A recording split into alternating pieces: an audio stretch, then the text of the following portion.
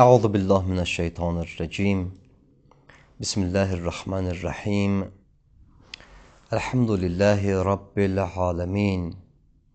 Ve sallallahu ala Muhammedin ve alihi't tahirin.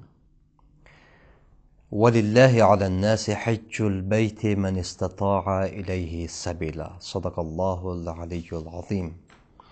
Salam hörmətli tamaşaçılar, hər vaxtınız xeyir olsun. Şəriət hökmləri verilişində həcc məsələlərini, həccin əməllərinin hökmlərini sizə çatdırırdıq və dedik ki, həccin şərtlərindən biri müstəti olmaq, yəni həcc üçün kifayət qədər insanın qüdrəti olmağıdır. Buna qüdrətli olmağıdır. Dedik bu mali baxımdan, bədəni baxımdan, yəni fiziki baxımdan, yol baxımından və zaman baxımından qüdrəti olmalıdır buna. Mali baxımdan söhbət edirdik, bu barədə söhbət etdik, qurtardıq və xülasəsi bundan ibarət oldu ki, əgər bir şəxsin imkanı var, maddi baxımdan imkanı vardır, pulu vardır və ya malı vardır, bununla Məkkəyə gedib gələ bilər, qayıtdıqdan sonra da normal şəkildə öz yaşayışına davam verə bilir. Yəni həccə getməsi bunun fəqir olmasına, həccdən qabaqçıyla həcdən sonraki yaşayışının müqayisəsində tənəzzül olmağına, tənəzzül etməyinə səbəb olmazsa, eyni zamanda həcdə olan müddətdə ailəsinin təminatını ödəyə bilirsə maddi baxımdan və öz gündəlik və həyatında ona lazım olan zəruri ev ləvazimatı kimi, ev əşyaları kimi varıdırsa, belə olan halda vacibdir ki, həccə gitsin. Əlbəttə, digər şərtlər nəzərə alınmaqla ki, onların barəsində danışacağıq. Bunları dedik və söhbətimiz bura yetişdi ki, ola bilsin bir şəxsin malı yoxdur, amma başqası ona pul, mal verir, onu həccə göndərir. Bu da iki cür ola bilər. Ya birbaşa həccin xərcini çəkir, yəni onun ixtiyarında bir pul qoymur və ya gətirib ixtiyarında qoyur pulu. Deyir ki, mən bunu qoyuram sənin ixtiyarında, bununla həcc et və o pul da bunun həccinə və ailəsinin xərcinə kifayət edə o həcc müddətində. Bu həccə deyirlər bəzli həcc və ya həcci bəzli. O qüdrətə də bəzli qüdrət deyirlər, bəzli istitaət deyirlər. Buyururlar, burada buna həcc vacib olur. Ola bilsin bu bəzl olmaya, həccin pulunu buna hədiyyə verə və bu pulun hədiyyəni verməkdə də həccə getməsini şərt edə. Fərq etmir ki, bu, yəni hər ikisində vacib olur həcc, yəni bu ikincisində vacibdir hədiyyəni qəbul etsin, həccə getsin. Heç də bu baxımdan fərq etmir. İstər həccinin xərcini çəksin. Belə ki, gedir onun üçün pasport alır, onun vizasını vurdurur, onun maşınının, təyyarəsinin xərcini verir və Məkkədə qalmaq müddətində hotelinin xərcini çəkir. Bütün bu necə gedirlər turla, bunun bütün xərcini ödəyir. İstər bu formada olsun, istər həccin pulunu gətirib bunun ixtiyarında qoysun və ya bunun bank hesabına töksün və ya da pulu buna təmlik etsin, buna hədiyyə etsin və şərt etsin ki, sən bununla həccə getməlisən. Belə olan halda həcc buna vacibdir. Hədiyyə olunan surətdə bu hədiyyəni qəbul etməlidir, dedik, həcc qeydi şərti ilə. Və bunu da əlavə etmək lazımdır ki, burada digər şərtlər adətən mülahizə olunmalıdır. Yəni lazımdır, fiziki baxımdan, yol baxımından. Bu şərtlər lazımdır, müstəti olsun, qüdrəti olsun bu baxımdan. Amma burada bir şərt lazım deyil. O da bundan ibarətdir ki, belə deyil ki, qaydandan sonra bu normallı şəkildə yaşaya bilsin. Xeyr, bu şərt deyil. Çünki bunu öz pulu deyil ki, bunu öz yaşayışına xərc etsin və həccə getməsin. Xeyr, bu pul onun özünün deyil, başqası buna verir, özünün də olsa həcci qeyd edir, həcc şərtini burada qeyd edir. Ona görə də burada buyururlar ki, bu şərt lazım deyil. Hətta gəldikdən sonra çətinliklə də yaşasa belə, yenə də həcc ona vacib olur. Adətən bu qeydi vurmaqda məqsəd budur ki, başqa sözlə istəyirlər, buyurarlar ki, artıq bazilin, yəni həccin xərcini çəkənin boynunda deyil və onun vəzifəsi deyil ki, qaydandan sonra bunun üçün də bir yaşayış tədarükü görsün. Bunun üçün bir, necə deyərlər, maya versin, buna sərmayə versin və ya bunu bir işə düzəlsin. Xeyr, onun boynunda deyil, həcc buna vacibdir və özünün qayıtdıqdan sonra çətinliklə də olsa belə bu şərt sayılmır, vacibdir, həccə getsin. Bəli, burada bir məsələdə, yəni bir zaman, bir vaxtda həcc ona vacib olmayacaq. Bu baxımdan ki, bu bilir, əgər mən gedərəmsə, mən qayıtdıqdan sonra mənim həyatımda, mənim yaşayışımda ixtilal, necə deyirlər, nizamsızlıq, bir çətinlik qarşıya gələcək ki, bunu da həccə getməyim buna səbəb olur. Belə ki, biz bunu bu cürə misal vuraq. Bu şəxs əkinçidir, o əkinçiliyin fəsli də düşüb həcc mövsümünün zamanına. Və belə olan zaman bunu da biz təsəvvür edək ki, bu 1 ay, 2 ay, 3 ay əkinçiliklə məşğul olur və onun pulu ilə bir ilini, o qalan ayları keçinir, yaşayır. Belə ki, əgər bu 1 ayı ki, əkin məhsulunun vaxtıdır, bunun əkininin məhsulunun satılma vaxtıdır, hər cürə siz təsəvvür edin.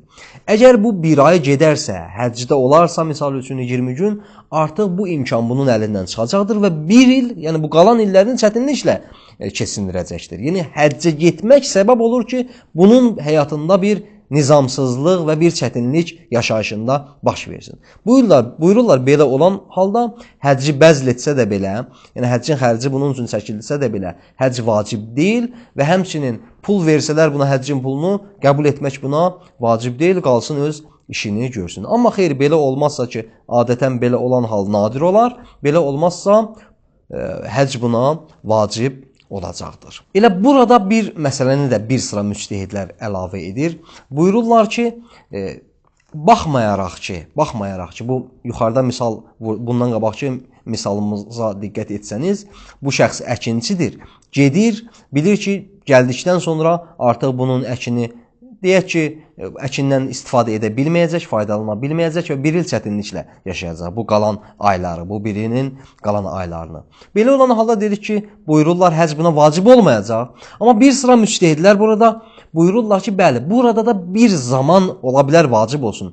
O da o zamandır ki, bu həcci bəzlidən, həccin xərcini çəkən şəxs desin ki, mən sənin o qalan aylarının da xərcini gəldikdən sonra ödəyəcəm. Burada bəzi müctəhidlərin nəzərinə buyururlar, həcc ona vacib olacaqdır. Baxın, bu bəzl məsələsində adətən bəziləri belə başa düşür ki, elə mən bunun təkcə təyyarəsinin pulunu verdim, getmə-gəlmə pulunu qurtar getdi, mən buna həcci bəzl etdim. Ola bilsin bu cür olsun, ola bilsin bu cür düşünülsün. Hər halda bunu bir sual kimi biz burada tərh edirik. Aya, təkcə mənə boş gedib gəlmək pulumu verərlərsə, mənə həcc vacib olurmu? Mən müstəti sayılırammı? Əgər cavab bundan ibarətdir. Digər şərtləri burada biz nəzərə alsaq, fiziki baxımdan olan istitaəti və qüdrəti, yol baxımından, zaman baxımından, bunlar bütün şərtlər yerində olarsa və həmçinin o mənə bir miqdar, yəni təkcə gedib gəlmək pulumu verməklə mənim özümdəki pulumu da nəzərdə, yəni öz malik olduğum pulu da nəzərə almaqla görürəm ki, bütün şərtlər məndə hasil olarsa, bu zaman həcc mənə vacib olacaqdır. Yoxsa heç kasıbın biridir, heç bir imkanı yoxdur. Bu da gəlib bir şəxs sağ olsun, hörmət edir, buna həccə göndərmək istəyir, amma təkcə gedib gəlməsinin pulunu verir. Amma bunun pasportunun, vizasının, orada qalmağının, o qaldığı müddətdə bu özü evdə qalsaydı, ailəsinə çörək qazanacaqdı, ailəsinin maddi təminatını ödəyəcəkdir, tələbatını ödəyəcəkdir. Amma bunları vermir. Bu gedən zaman bunlar çətinlik çəkəcək. Burada xeyr, belə olan halda həcc buna vacib olmayacaq. Xatırladırıq ki, əgər həqiqətən mənim təsəvvür edin ki, 4.000 manat, 5.000 manat, 3.000 manat deyək, pul lazımdır. Ümumi şəkildə bütün şərtləri yenə təkid edirəm nəzərə almaqla. Bu gəlib bunun 1000 manatını verir. Əgər həqiqətən təsəvvür edir ki, 3000 manat məni müstəti edir, məni qüdrətli edir. Bu gəlib 1000 manatını, 1500 manatını verir mənə. Əgər 1500 mənim özümdə olarsa, həcc mənə vacib olacaq. Əgər bir sözlə desək. Əgər olmazsa, çatmazsa, mən müstəti sayılmıram və həcc də mənə vacib deyil. Onun bəzlini almaq da mənə vacib olmayacaqdır. Hər halda, belə olan surətdə, əgər təsəvvür edək, bir miqdarını verdiyi pulun bir miqdarı da mənim özümdədir. Mənə həcc vacib oldu, bunu dedik. Mən getdim, həcci yerinə yetirdim. Aya, mənim bu həccim bəzli həcc sayılır, yoxsa xeyr, mali? Başqa sözlə, mənim bu qüdrətim, bu istitaətim bəzli istitaət, bəzli qüdrət sayılır, yoxsa mali qüdrət? Ola bilsin, soruşasınız ki, nə fərqi var? Hər halda həcc vacib olur sənə. İstər bəzli qüdrət sayılsın, bu baxım buna görə ki, o sənə hədiyyə verib bunu. O sənin həccinin xərcinin bir miqdarını çəkib. Ya mali istitaət və qüdrət sayılsın, çünki bir miqdarını sən öz cibindən vermisən. Amma biz deyirik ki, bir yerdə fərqi var. Əgər bəzli olsa, bəzli olarsa, qaydandan sonra mən normal şəkildə yaşayışıma davam etməliyəm şərti sayılmır burada. O şərt yoxdur. Hətta qayıtdıqdan sonra biz dedik orada çətinliklə də yaşasam belə, bu şərtlə ki, həcc səbəb olmasın buna. Onda həcc mənə vacib olur. Amma əgər bu mali istitaət sayılarsa, o zaman artıq burada qaydandan sonra gərək mən normal şəkildə, normal surətdə öz yaşayışıma davam etmək qüdrətim olsun, bu orada şərt sayılacaqdır. Belə ki, əgər bir nəfər mənim bu Məkkəyə getməyimin bir miqdar pulunu verir və bir miqdar da özümdə var, o zaman müstəti və qüdrətli sayılacağam ki, qaydandan sonra bir işim olsun, bir sənətim olsun və ya tacirəmsə burada bu pul mənim sərmayəmə zərər vurmasın. Yəni, bu pulu götürüb Məkkəyə getmək mənim sərmayəmə zərər vurmasın. Belə ki, qayıtdıqdan sonra normal şəkildə öz yaşayışıma davam verə biləm. Ləbbeyk la şərikə ləkə ləbbeyk İnnəl həmdə və ni'mətə لك والملك لا شريك لك لبيك لبيك لا شريك لك لبيك إن الحمد والنعمة لك والملك لا شريك لك لبيك. Bir məsələyə burada diqqət etmək lazımdır. Biz dedik ki, bəzillə hədiyyənin arasında əməli baxımından heç bir fərq yoxdur. Yəni, istər həccin xərcini çəksin, mənim həccimin xərcini çəkir, bütün pulları ödəyir, ya da ki, bu pulu gətirir mənim ixtiyarımda qoyur. Bununla mənə həccin pulunu hədiyyə verərsə vacibdir, qəbul edim. Bunun fərqi yoxdur, həcc vacib olacaqdır. Amma bir yerdə fərqi vardır. O da bundan ibarətdir ki, adətən hədiyyə verəndə, üç formada bu hədiyyə vermək burada təsəvvür olunur. Biri bundan ibarətdir ki, hədiyyə verir mənə, qeyd edir ki, bununla həccə getməlisən. Mən bu pulu sənə verirəm həcc üçün. Buyururlar, biz bu söhbətimizdə də, elə ötən verilişimizin axırında da buna işarə etdik, bunun barəsində danışdıq. Vacibdir burada qəbul edəsən, vacibdir qəbul edəsən, vacibdir həccə gedəsən. Bəli. İkincisi budur ki, mənə pulu verir və məni ixtiyarlı şəkildə qoyur. Həcc və digər işlərin arasında. Buyurur, ya həccə get, ya özün üçün bunu sərmayə et. Ya həccə get, ya İmam Hüseyin əleyhissalamın ziyarətinə get. Ya həccə get, ya başqa bir iş gör. Həcc qeydini də o ixtiyarın bir tərəfi kimi gətirir. Burada məşhur nəzər budur ki, yəni əksər müctəhidlərin nəzəri budur ki, burada da vacibdir qəbul etsin. Və həcc buna vacibdir, müstəti sayılır. Bəs dedik, iki yerdə vacibdir, diqqət edin. Əgər bunu indi qəbul etməsə necə, həccə getməsin? Bunu qəbul etmək vacibdir, indi bu qəbul etmədi. Deyirlər ki, burada buyururlar, həcc buna müstəqər olur. Yəni, həcc getməzsə günahkardır, hansı ildə nə yolla olursa olsun, halal yolla getsin həccə. Yəni, hətta o hədiyyəni almasa da belə vacibdir ki, həccə getsin. Çünki onu həcci bəzl etməyi, həcci buna hədiyyə etməyi və ya həccin pulun bunun ixtiyarında qoymağı və ya həccin pulun buna hədiyyə etməyi bunu müstəti edir. Pul baxımından bunu imkanlı edir. İstər onu alsın, istər almasın. Həccə getməlidir bu. Əgər getməzsə, ona həcc müstəqərr olur, boynuna düşür. Sonradan heç bunun imkanı olmasa da belə ona həcc vacibdir. Artıq bu digərləri ilə burada fərqidir. Amma üçüncü hədiyyə forması budur ki, pulu, həccin miqdarında olan pulunu, kifayət qədər də pulu bunun ixtiyarında qoyur, buna verir, buna hədiyyə edir daha doğrusu. Amma heç bir şərt etmir. Amma mən görürəm ki, bu pulu alaramsa, həcc qədərində kifayətdir, yəni məni müstəti edir, mənim bütün tələbatımı ödəyir, əlavə bununla həccə də gedə bilərəm. Aya burada bu hədiyyəni qəbul etmək vacibdir, vacib deyil, buyururlar ki, burada hədiyyəni qəbul etmək vacib deyil. Bəli, əgər qəbul edərsə, hədiyyədir, qəbul, bu istədi hədiyyəni qəbul etsin. Hədiyyəni qəbul edərsə, qəbul etdikdən sonra artıq bu müstəti sayılır. Heç fərq etmir ki, elə bil özü gedib pul qazanıb. Artıq burada həccin öhdəsindən gəlir, həccin gedib gəlməyi və digər xərclərini təmin edir. O zaman vacib olacaqdır ki, bu artıq həccə getsin və həcc əməllərini yerinə yetirsin.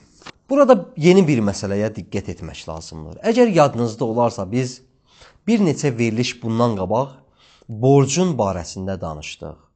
Borc, istər kimdənsə borc almışam və ya kiminsə malın tələf etmişəm, ona borcluyam. Fərq etmir, bunun hər birinə deyin deyirlər. Ya da ki, boynumda xomsum var, zəkatım var.